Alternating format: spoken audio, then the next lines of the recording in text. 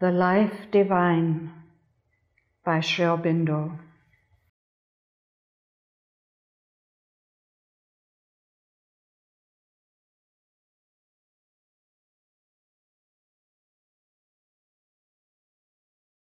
Chapter 18. Mind and Supermind. He discovered that mind was the Brahman. Taittiriya Upanishad.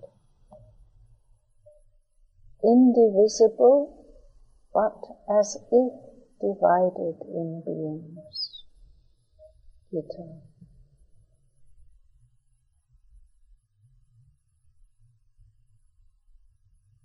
The conception which we have so far been striving to form is that of the essence only of the supramental life which the divine soul possesses securely in the being of Satchidananda,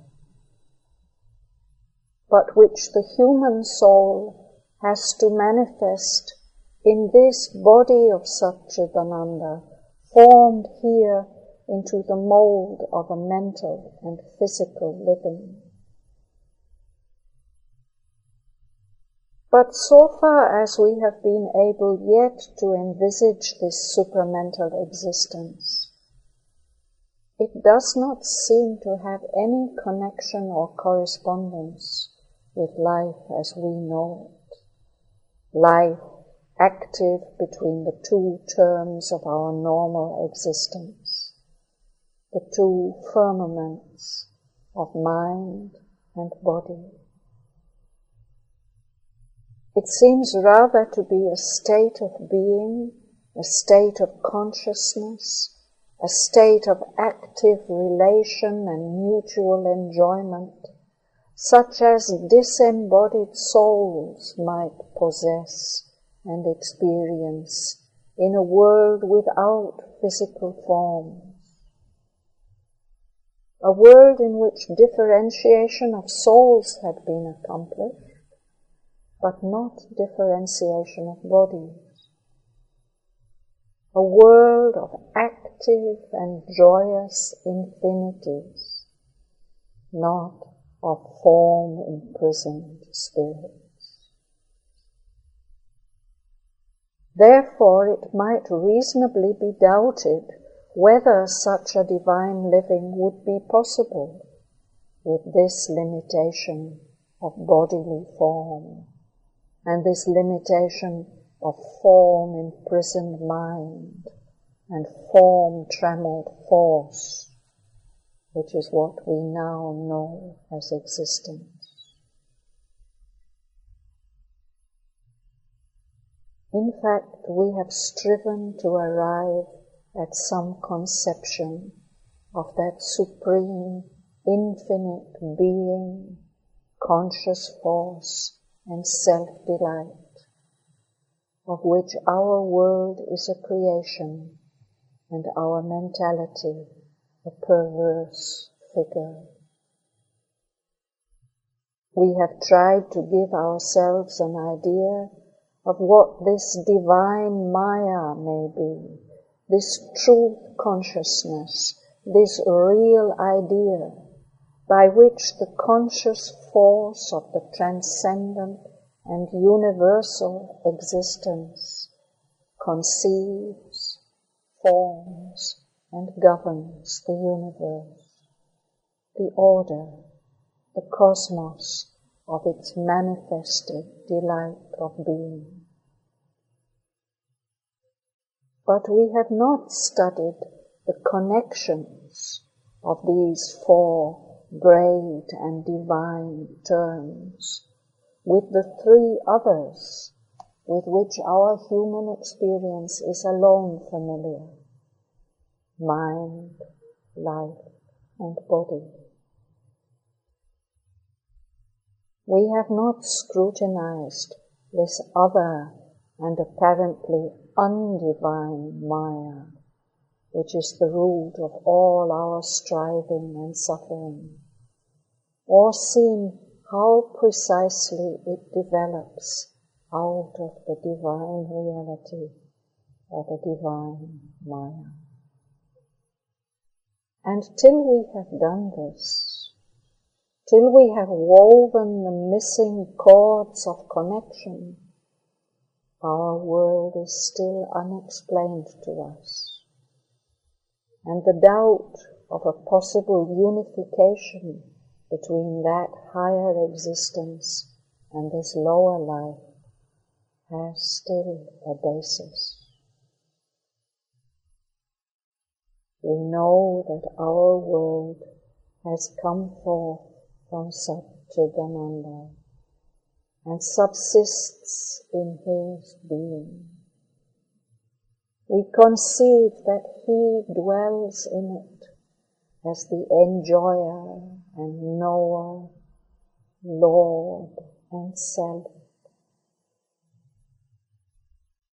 We have seen that our dual terms of sensation, mind, force, being, can only be representations of His delight, His conscious force, His divine existence. But it would seem that they are actually so much the opposite of what He really and supernally is, that we cannot, while dwelling in the cause of these opposites, cannot, while contained in the lower triple term of existence, attain to the divine living. We must either exalt this lower being into that higher status, or exchange body for that pure existence, life for that pure condition of conscious force, sensation and mentality for that pure delight and knowledge which live in the truth of the spiritual reality. And must not this mean that we abandon all earthly or limited mental existence for something which is its opposite, either for some pure state of the spirit, or else for some world of the truth of things, if such exists, or other worlds, if such exist, of divine bliss, divine energy, divine being.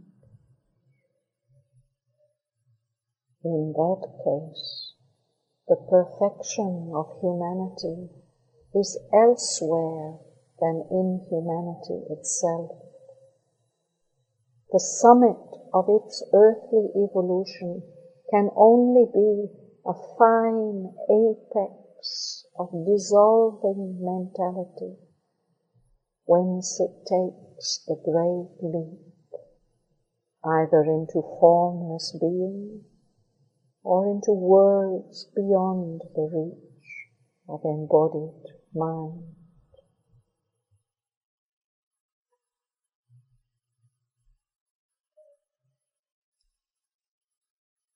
But in reality, all that we call undivine can only be an action of the four divine principles themselves,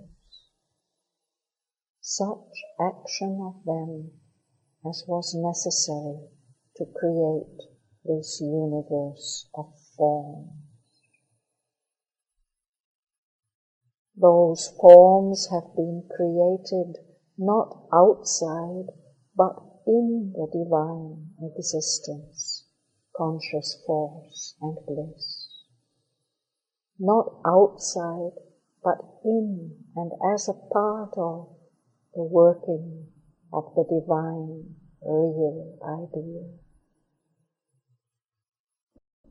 There is therefore no reason to suppose that there cannot be any real play of the higher divine consciousness in a world of forms, or that forms and their immediate supports, mental consciousness, energy of vital force, and formal substance, must necessarily distort that which they represent. It is possible, even probable, that mind, body, and life are to be found in their pure forms, in the divine truth itself. Are there, in fact, as subordinate activities of its consciousness, and part of the complete instrumentation by which the Supreme Force always works. Mind, life, and body must then be capable of divinity. Their form and working in that short period out of possibly only one cycle of the terrestrial evolution which science reveals to us, need not represent all the potential workings of these three principles in the living body. They work as they do because they are by some means separated in consciousness from the divine truth from which they proceed.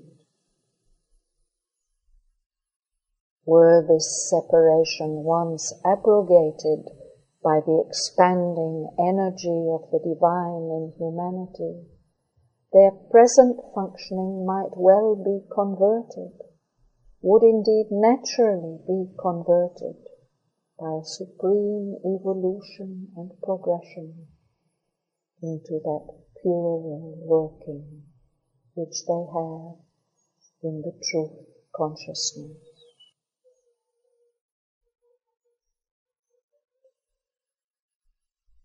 In that case, not only would it be possible to manifest and maintain the divine consciousness in the human mind and body, but even that divine consciousness might in the end, increasing its conquests, remold mind, life, and body themselves into a more perfect image of its eternal truth, and realize not only in soul, but in substance, its kingdom of heaven upon earth. The first of these victories, the internal, has certainly been achieved in a greater or less degree by some, perhaps by many upon earth. The other, the external, even if never more or less realized in past eons as a first type for future cycles, and still held in the subconscious memory of the earth nature, may yet be intended as a coming victorious achievement of God in humanity. This earthly life need not be necessarily and forever a wheel of half joyous, half anguished effort. Attainment may also be intended, and the glory and joy of God made manifest upon earth. what mind, life, and body are in their supreme sources, and what therefore they must be in the integral completeness of the divine manifestation, when informed by the truth and not cut off from it by the separation and the ignorance in which presently we live. This, then, is the problem that we have next to consider. For there they must have already their perfection, towards which we here are growing.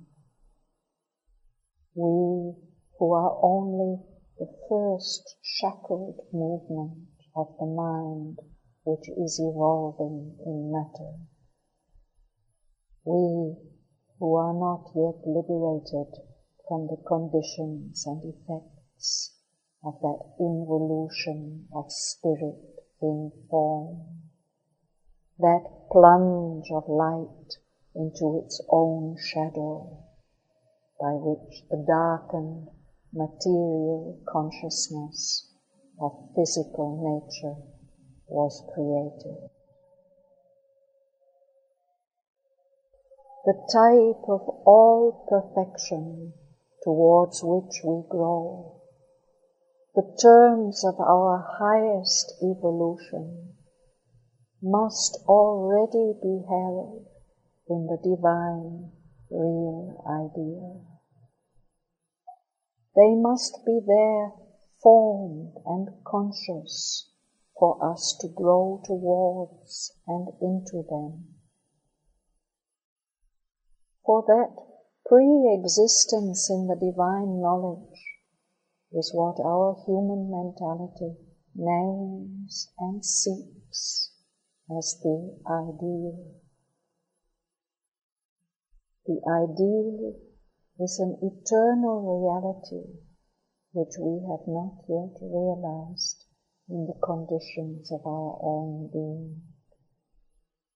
Not a non-existent which the eternal and divine has not yet grasped, and only we imperfect beings have glimpsed and mean to create.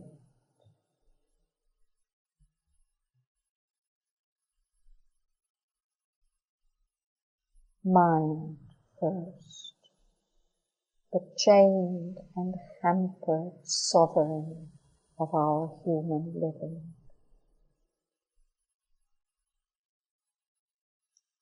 Mind, in its essence, is a consciousness which measures, limits, cuts out forms of things from the indivisible whole, and contains them as if each were a separate integer.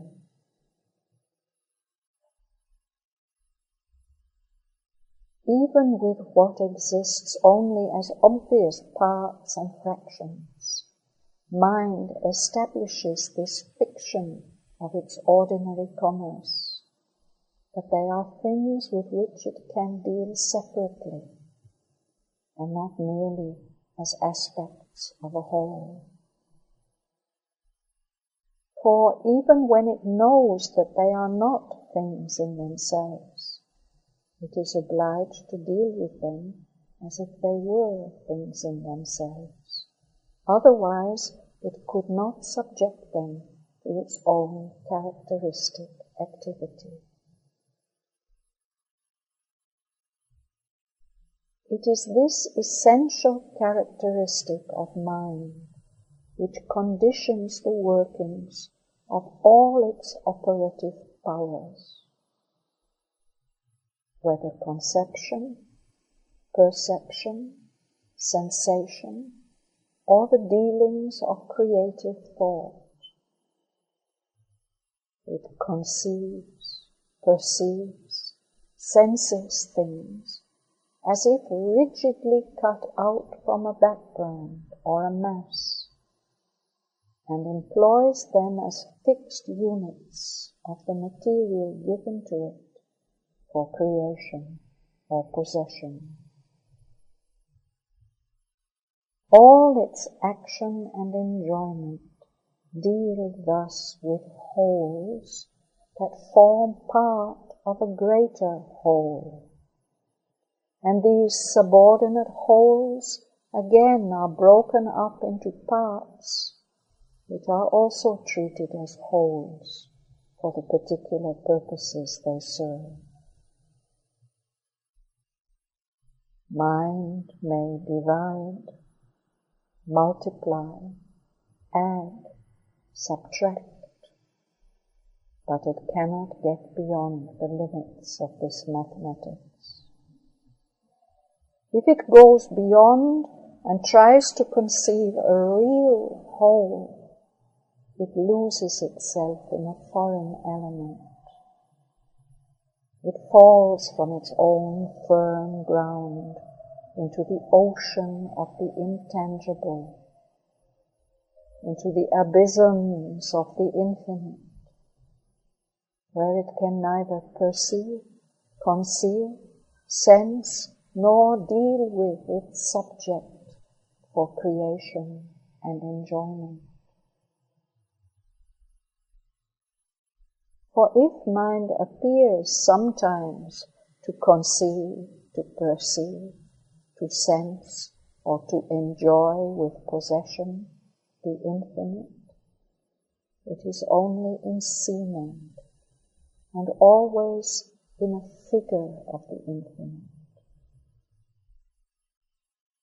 What it does thus vaguely possess is simply a formless vast, and not the real spaceless infinite.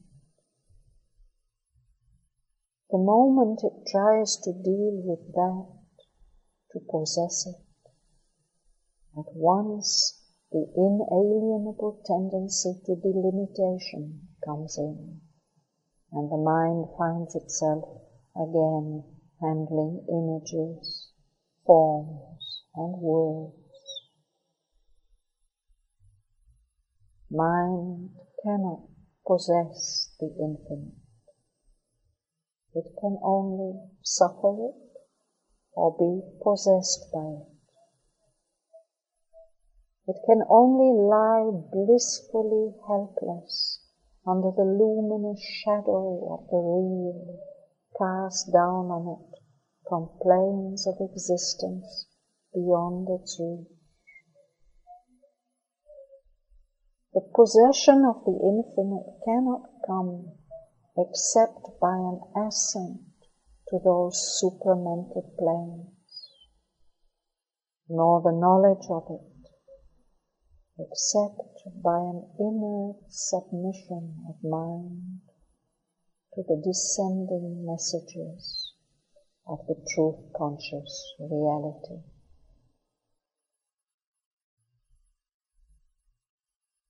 This essential faculty and the essential limitation that accompanies it are the truth of mind, and fix its real nature and action, svabhava and svadharana. Here is the mark of the divine fiat, assigning it its office in the complete instrumentation of the Supreme Maya. The office determined by that which it is in its very birth from the eternal self-conception of the self-existent. That office is to translate always infinity into the terms of the finite, to measure off, limit, decrease. Actually, it does this in our consciousness, to the exclusion of all true sense of the infinite. Therefore, mind is the nodus of the great ignorance, because it is that which originally divides and distributes. And it has even been mistaken for the cause of the universe and for the whole of the divine Maya. But the divine Maya comprehends Vidya as well as Avidya, the knowledge as well as the ignorance. For it is obvious that since the finite is only an appearance of the infinite, a result of its action, a play of its conception, and cannot exist except by it, in it, with it as a background, itself form of that stuff and action of that force, there must be an original consciousness which contains and views both at the same time and is intimately conscious of all the relations of the one with the other. In that consciousness there is no ignorance, because the infinite is known, and the finite is not separated from it as an independent reality. But still there is a subordinate process of delimitation, otherwise no world could exist. A process by which the ever-dividing and reuniting consciousness of mind,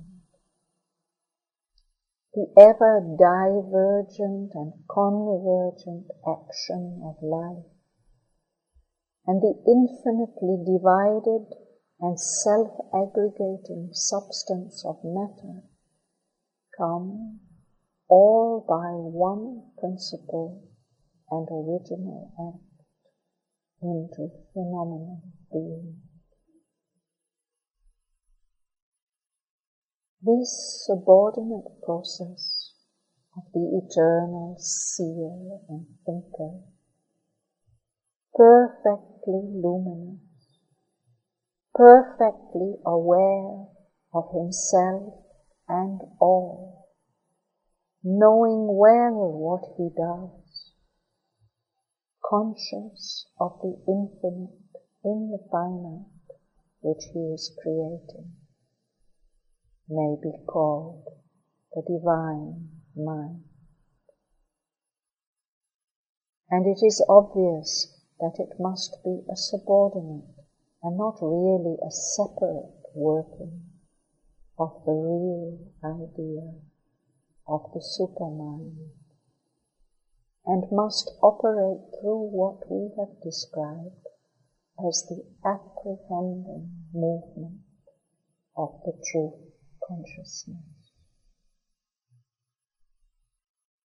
That apprehending consciousness, the prajnana, places, as we have seen, the working of the indivisible all, active and formative, as a process and object of creative knowledge, before the consciousness of the same all, originative and cognizant as the possessor and witness of its own working.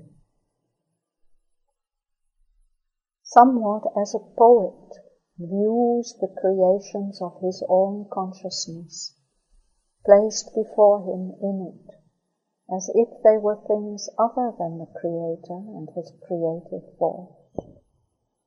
Yet all the time they are really no more than the play of self-formation of his own being in itself, and are indivisible there from their Creator. Thus, Prajnana makes the fundamental division which leads to all the rest. The division of the Purusha, the conscious soul who knows and sees and by his vision creates and ordains, and the Prakriti, the force soul or nature soul, which is his knowledge and his vision, his creation and his all-ordaining power.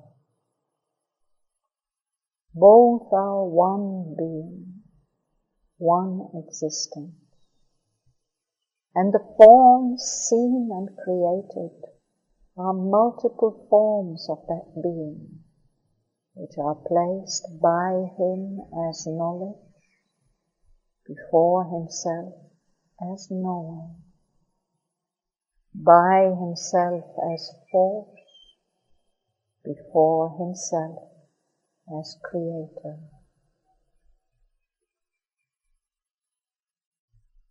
The last action of this apprehending consciousness takes place when the Purusha, pervading the conscious extension of his being, present at every point of himself as well as in his totality, inhabiting every form, regards the whole as if separately from each of the standpoints he has taken. He views and governs the relations of each soul form of himself with other soul forms from the standpoint of will and knowledge appropriate to each particular form.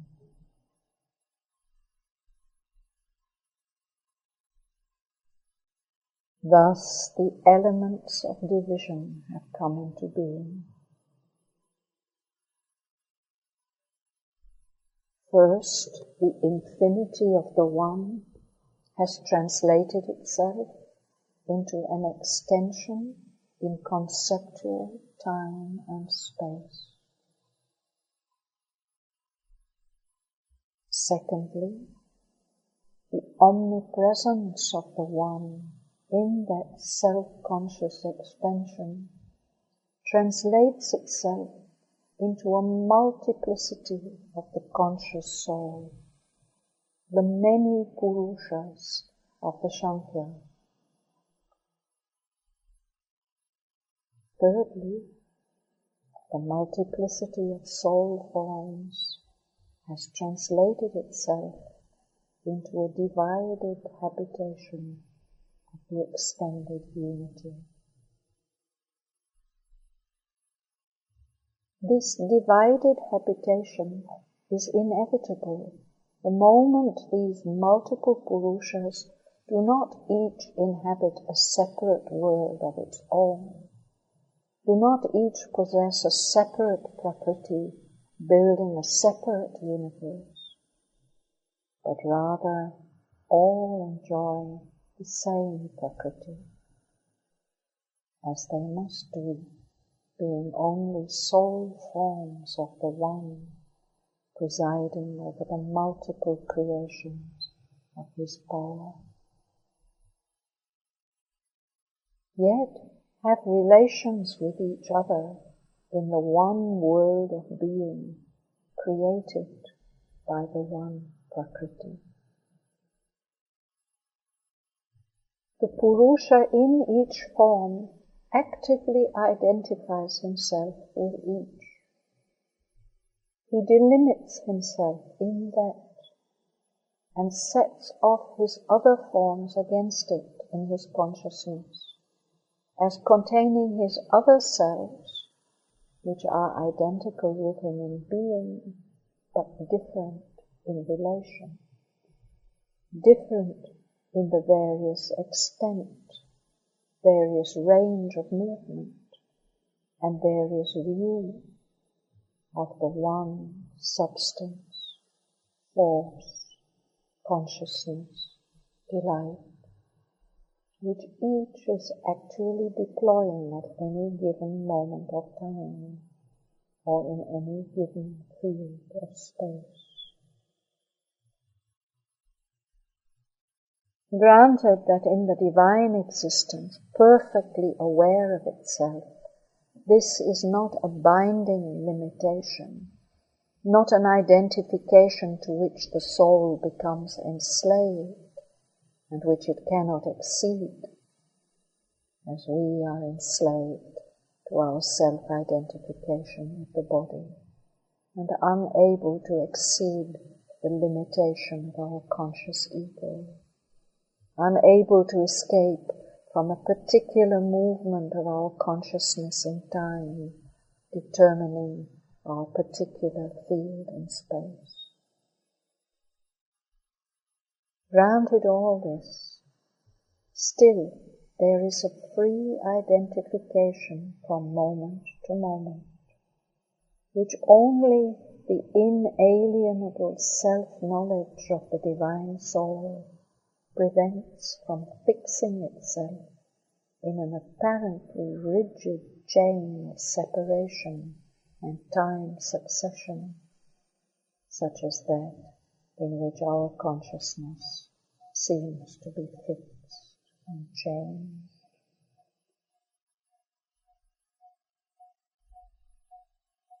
Thus, the depeasing is already there.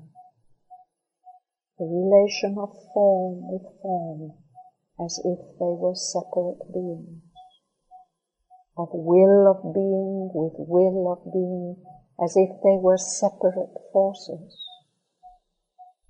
of knowledge of being with knowledge of being, as if they were separate consciousnesses, has already been founded. It is as yet only as if, for the divine soul is not deluded. It is aware of all as phenomenon of being, and keeps hold of its existence in the reality of being. It does not forfeit its unity. It uses mind as a subordinate action of the infinite knowledge, a definition of things subordinate to its awareness of infinity, a delimitation dependent on its awareness of essential totality. Not that apparent and pluralistic totality of sum and collective aggregation, which is only another phenomenon of mind. Thus there is no real limitation. The soul uses its defining power for the play of well-distinguished forms and forces, and is not used by that power.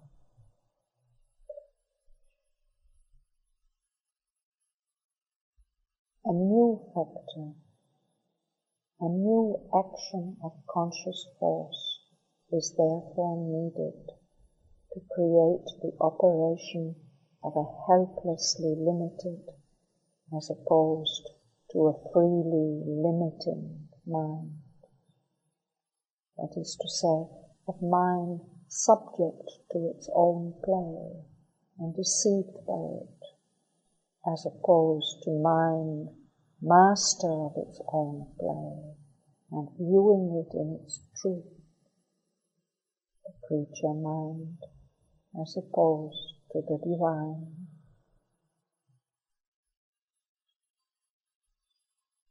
That new factor is avidya, the self-ignoring faculty which separates the action of mind from the action of the supermind that originated and still governs it from behind the veil. Thus separated, mind perceives only the particular and not the universal, or conceives only the particular in an unpossessed universal, and no longer both particular and universal as phenomena of the infinite. Thus we have the limited mind, which views every phenomenon as a thing in itself, separate part of a whole which again exists separately in a greater whole, and so on, enlarging always its aggregates without getting back to the sense of a true infinity.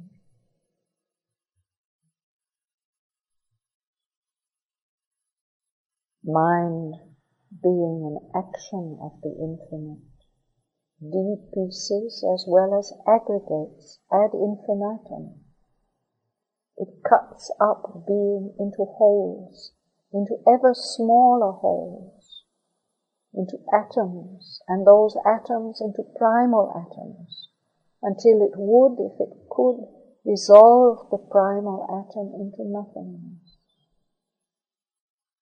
But it cannot, because behind this dividing action is the saving knowledge of the supermental, which knows every whole, every atom, to be only a concentration of all force, of all consciousness, of all being, into phenomenal forms of itself. The dissolution of the aggregate into an infinite nothingness at which mind seems to arrive is to the supermind only the return of the self-concentrating conscious being out of its phenomenon into its infinite existence. Whichever way its consciousness proceeds, by the way of infinite division or by the way of infinite enlargement, it arrives only at itself, at its own infinite unity and eternal being.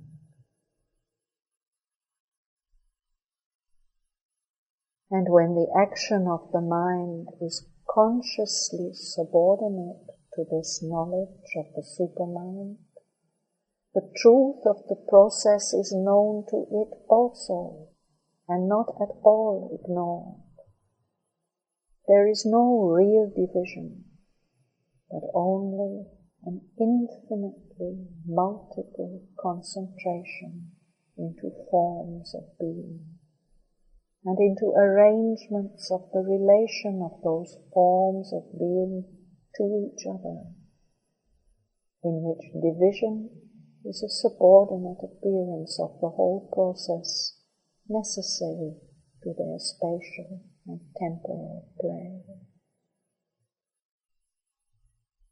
For divide as you will, get down to the most infinitesimal atom, or form the most monstrous possible aggregate of worlds and systems, you cannot get by either process to a thing in itself.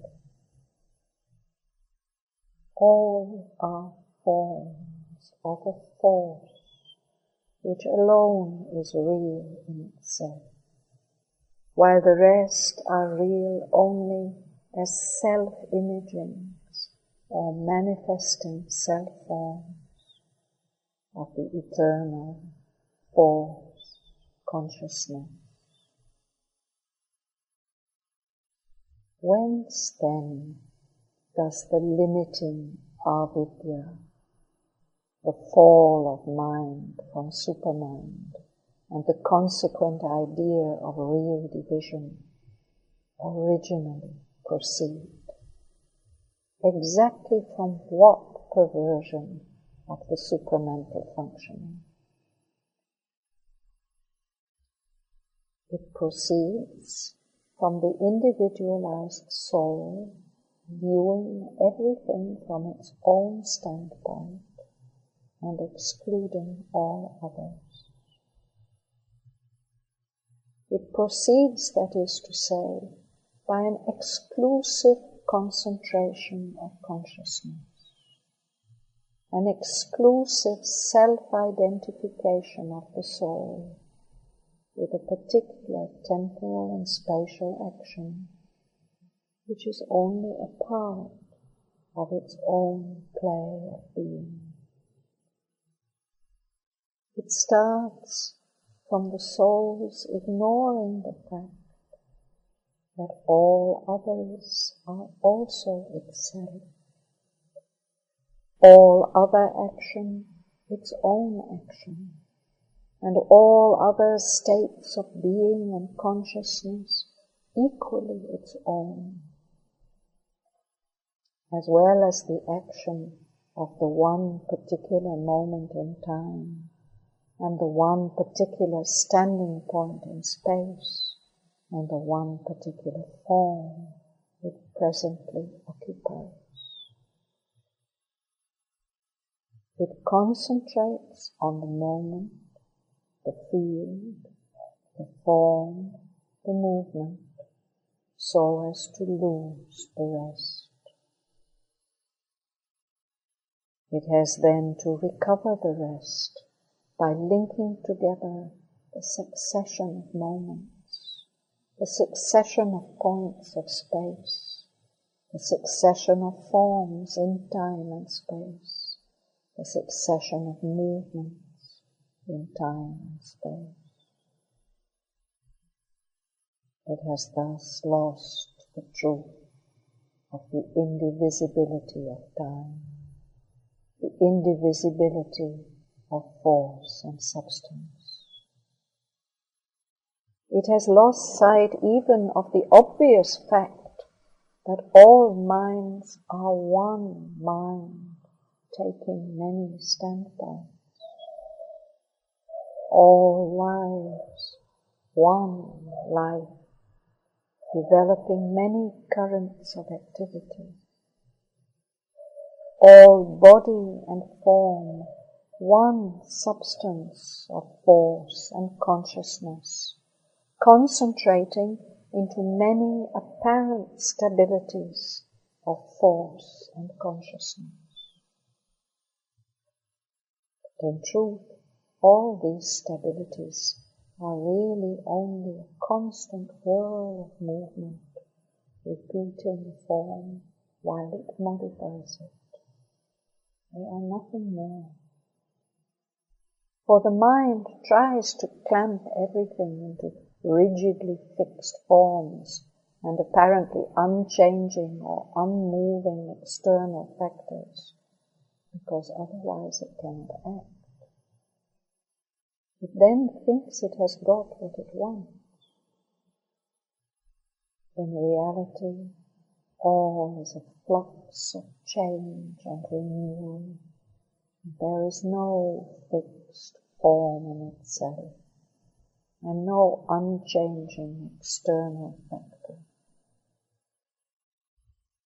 Only the eternal, real idea is firm, and maintains a certain ordered constancy of figures and relations in the flux of things. A constancy which the mind vainly attempts to imitate by attributing fixity to that which is always inconstant. These truths mind has to rediscover. It knows them all the time, but only in the hidden back of its consciousness, in the secret light of its self-being. And that light is to it a darkness, because it has created the ignorance, because it has lapsed from the dividing into the divided mentality, because it has become involved in its own workings and in its own creation.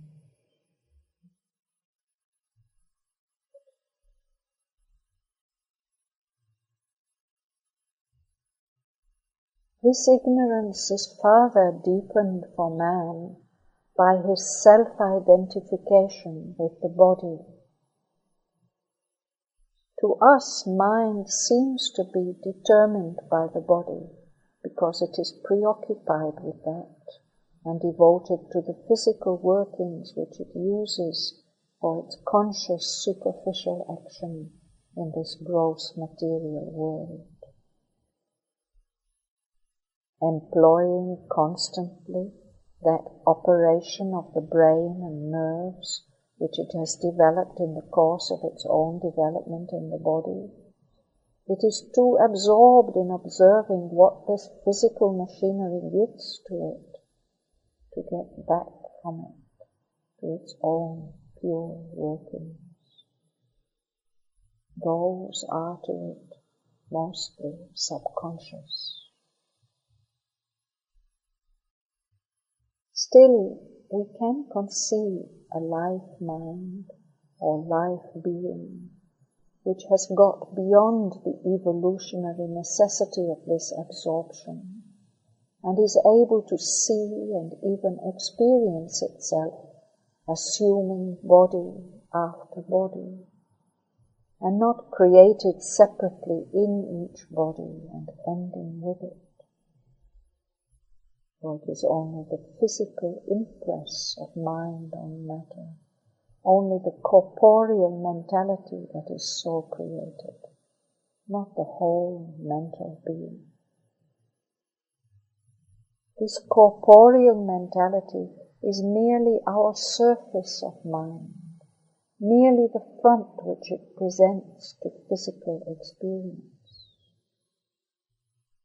Behind, even in our terrestrial being, there is this other, subconscious or subliminal to us, which knows itself as more than the body and is capable of a less materialized action. To this we owe immediately most of the larger, deeper, and more forceful dynamic action of our surface mind. This, when we become conscious of it or of its impress on us, is our first idea or our first realization of a soul or inner being, Purusha. But this life mentality also, though it may get free from the error of body, does not make us free from the whole error of mind. It is still subject to the original act of ignorance, by which the individualized soul regards everything from its own standpoint, and can see the truth of things only as they present themselves to it from outside, or else as they rise up to its view from its separate temporal or spatial consciousness, forms and results of past and present experience. It is not conscious of its other selves except by the outward indications they give of their existence. Indications of communicated thought, speech, action, result of actions, or subtler indications not felt directly by the physical being, of vital impact and relation. Equally is it ignorant of itself, for it knows of itself only through a movement in time and a succession of lives in which it has used its variously embodied energies. As our physical instrumental mind has the illusion of the body, so this subconscious dynamic mind has the illusion of life, in that it is absorbed and concentrated. By that it is limited. With that it identifies its being. Here we do not yet get back to the meeting place of mind and supermind, and the point at which they originally separated.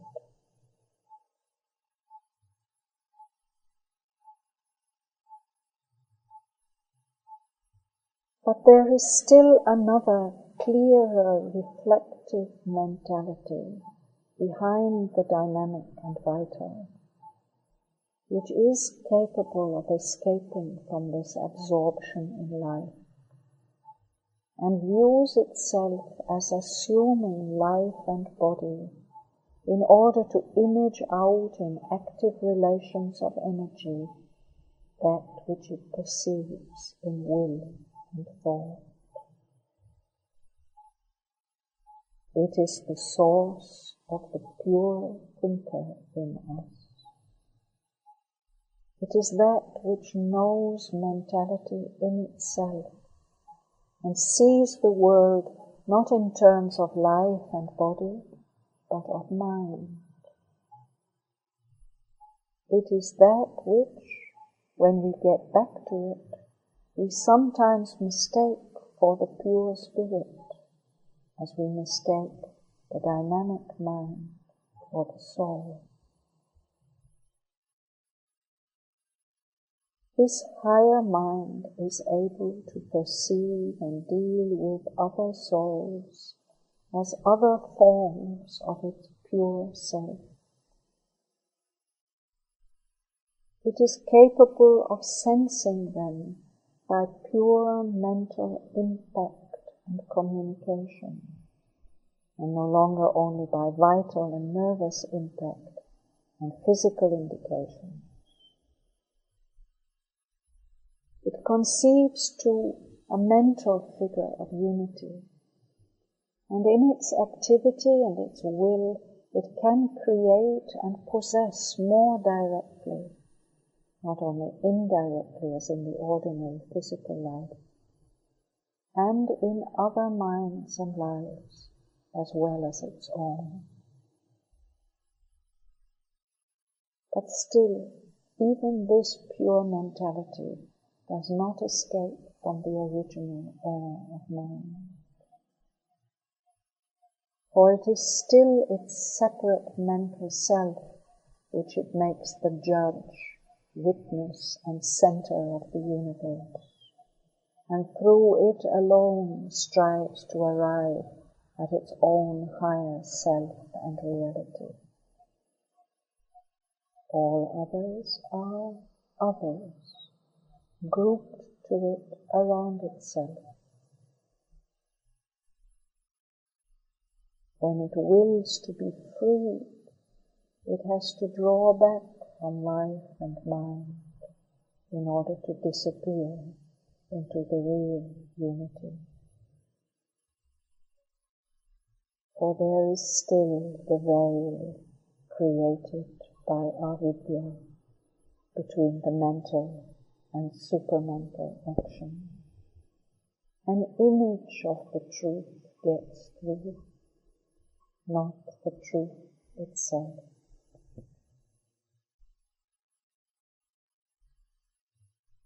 It is only when the veil is rent and the divided mind, overpowered, silent and passive to a supermental action, that mind itself gets back to the truth of things. There we find a luminous mentality, reflective, obedient, and instrumental to the divine, real idea. There we perceive what the world really is. We know in every way ourselves in others and as others, others as ourselves, and all as the universal and self-multiplied one. We lose the rigidly separate individual standpoint, which is the source of all limitation and error. Still, we perceive also that all that the ignorance of mind took for the truth was in fact truth, but truth deflected, mistaken, and falsely conceived. We still perceive the division, the individualizing, the atomic creation, but we know them and ourselves for what they and we really are. And so we perceive that the mind was really a subordinate action and instrumentation of the truth consciousness. So long as it is not separated in self-experience from the enveloping master consciousness, and does not try to set up house for itself, so long as it serves passively as an instrumentation and does not attempt to possess for its own benefit, mind fulfills luminously its function, which is in the truth to hold forms apart from each other by a phenomenal, a purely formal delimitation of their activity, behind which the governing universality of the being remains conscious and untouched. It has to receive the truth of things and distribute it according to the unerring perception of a supreme and universal I and will. It has to uphold an individualization of active consciousness, delight, force, substance, which derives all its power, reality, and joy from an inalienable universality behind. It has to turn the multiplicity of the one into an apparent division by which relations are defined and held off against each other, so as to meet again and join. It has to establish the delight of separation and contact in the midst of an eternal unity and intimacy.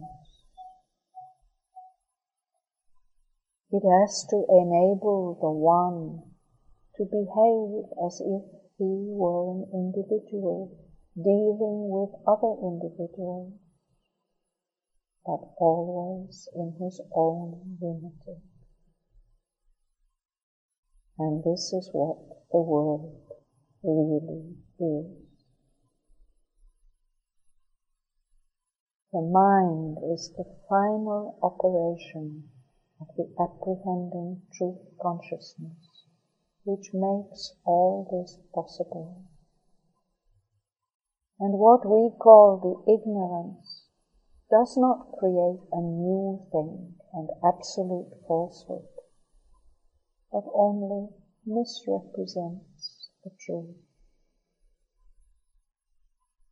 The ignorance is the mind separated in knowledge from its source of knowledge, and giving a false rigidity and a mistaken appearance of opposition and conflict to the harmonious play of the Supreme Truth in its universal manifestation.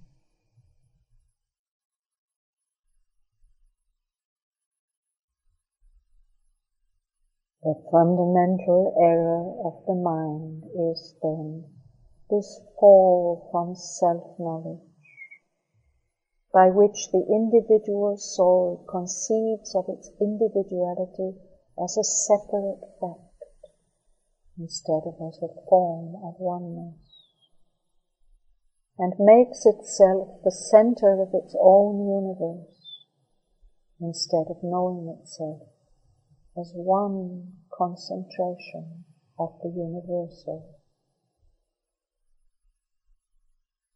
From that original error, all its particular ignorances and limitations are contingent results.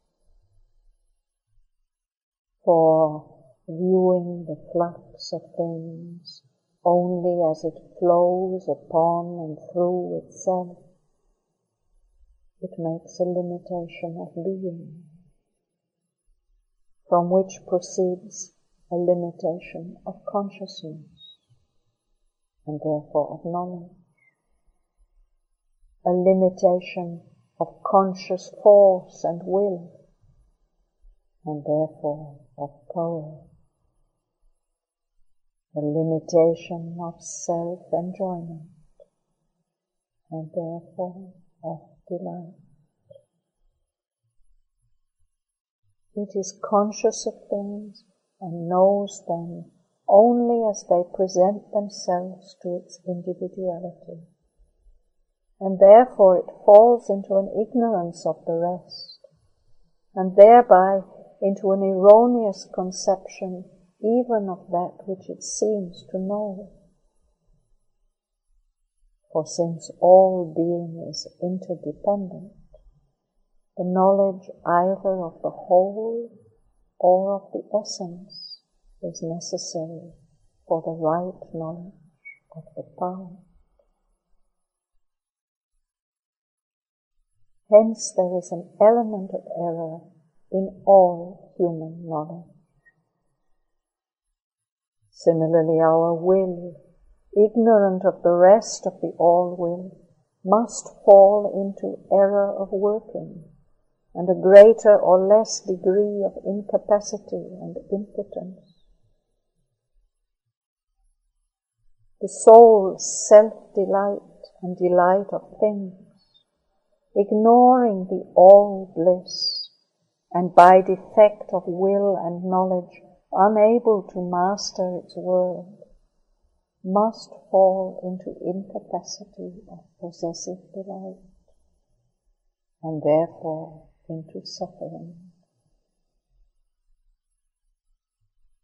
Self-ignorance is therefore the root of all the perversity of our existence, and that perversity stands fortified in the self-limitation, the egoism, which is the form taken by that self-ignorance.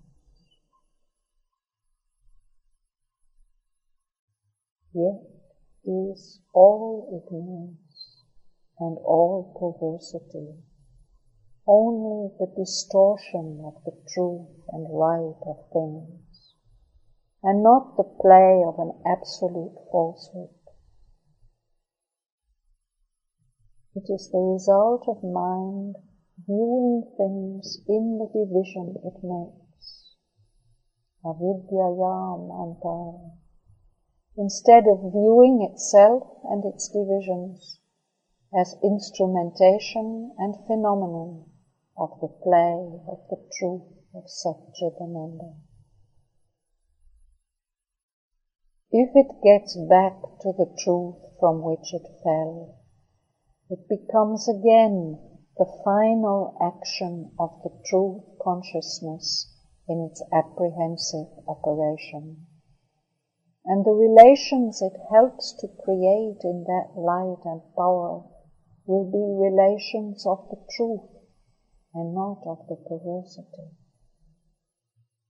They will be the straight things and not the crooked, to use the expressive distinction of the Vedic rishis.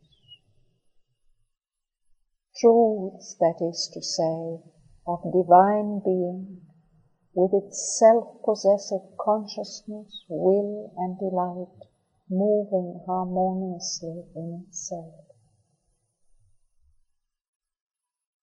Now we have rather the warped and zigzag movement of mind and life, the contortions created by the struggle of the soul once grown oblivious of its true being, to find itself again, to resolve back all error into the truth, which both our truth and our error, our right and our wrong, limit or distort. All incapacity into the strength which both our power and our weakness are a struggle of force to grasp. All suffering into the delight which both our joy and our pain are a convulsive effort of sensation to realize. All death into the immortality to which both our life and our death are a constant effort of being to return.